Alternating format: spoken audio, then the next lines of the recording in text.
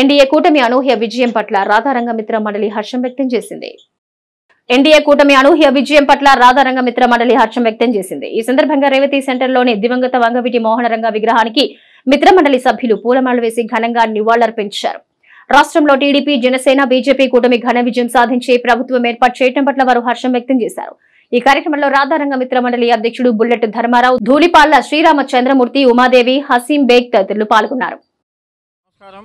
ఈరోజు మచిలీపట్నంలోని రేవతి సెంటర్లో గల మహానుభావులు వంగవీటి మోహన రంగ గారి విగ్రహానికి పాలాభిషేకం నిర్వహించిన బాబాయ్ బుల్లెట్ ధర్మారావు గారు, ఆయన కమిటీ మెంబర్లకి మేము సంతోషంగా హ్యాపీగా నమస్కారాలు తెలియజేస్తూ, ఏదైతే 2024 ఎలక్షన్స్లో తెలుగుదేశం, జనసేన, బీజేపీ కూటమి అభ్యర్థుల్ని మంచి మెజార్టీలతో కనీ విని ఎరగని మెజార్టీలతో గెలిపించిన రంగగారి అభిమానులకి, అదేవిధంగా 3 పార్టీల అభిమానులకి, ప్రత్యేకంగా ఆంధ్ర ప్రజానికానికి మేము వాళ్ళకి నమస్కారం చేసుకుంటా ఉన్నాం.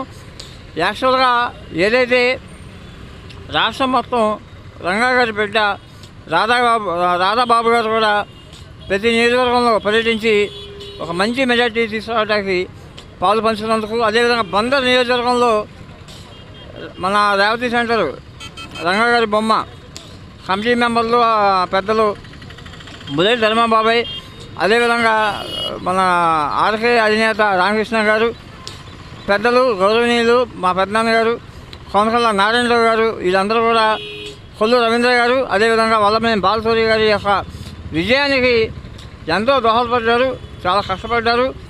బందర్లో కనివిని ఎరగని రీతిలో 52,000 మెజార్టీ రావడం అనేది చాలా గర్వకారణం. అది బందర్ చరిత్రలో ఈరోజు వరకు అంత పెద్ద మెజార్టీ రాలేదు.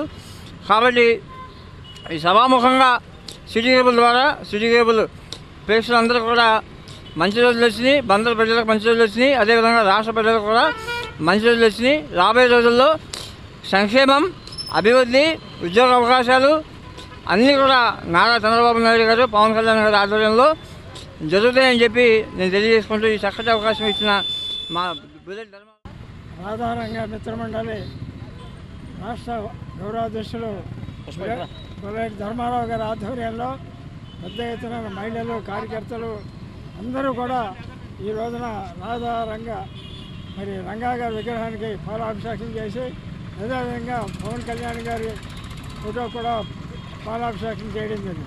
ఈరోజు విశేషం ఏంటంటే, మరి పవన్ కళ్యాణ్ గారు అటు భారతీయ జనతా పార్టీని, తెలుగుదేశాన్ని కూడా అనుసంధానం చేసి ఒక్క ఓటు కూడా చీలకూడదనే ఉద్దేశంతో బీజేపీ నాయకులు ఆయన్ని కొద్దిగా తిట్టినా కూడా సహించి చాలా ఓర్పుతో కార్యక్రమానికి నడిపించారు పవన్ కళ్యాణ్ గారు. అందువల్లే ఇవాళ రాష్ట్రంలో 3 పార్టీలు కలిసి పనిచేయడం వల్ల ప్రజలందరూ కూడా ఘనమైనటువంటి పట్టం కట్టి పెద్ద ఎత్తున గెలిపించడం, అదేవిధంగా మరి మాఫియా నాయకుడైనటువంటి జగన్ యొక్క పార్టీని చిత్తుగా ఓడించడం జరిగింది. కాబట్టి ఈ రోజున మేము ఆ గౌరవాన్ని మరి పవన్ కళ్యాణ్ గారికి ఇస్తూ ఆయనకు పాలాభిషేకం చేయడం జరిగింది.